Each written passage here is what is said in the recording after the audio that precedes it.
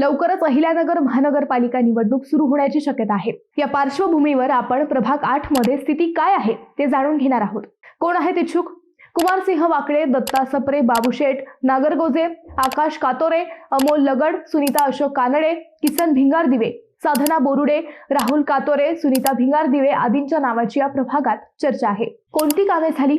या प्रभागात गेल्या वेळी रस्त्यांचे काँक्रिटीकरण झाले, याशिवाय लहान मोठी उद्यानेही झाली, समाज मंदिरांचेही काम झाले, शिवाय ओपन स्पेसचे सुशोभीकरणही करण्यात आले, याशिवाय ज्येष्ठ नागरिक भवनाचे कामही या प्रभागात झाले। कोणती कामे अनुत्तरित आहेत?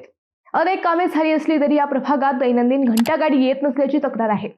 याशिवाय अनेक ठिकाणचे पथदिवेही फक्त शोभेची वस्तू असल्याच्या तक्रारी आहेत। ड्रेनेज लाईनही काही ठिकाणी झालेली नाही, याशिवाय दैनंदिन साफसफाई होत नसल्याच्याही तक्रारी आहेत। पिण्याचे पाणीही काही भागात पूर्ण दाबाने येत नाही। कशी आहे स्थिती? यावेळी कुमारसिंह वाकळे, दत्ता सप्रे या विद्यमान नगरसेवकांखेरीज बाबूशेठ नागरगोजे हेही या प्रभागातून इच्छुक आहेत।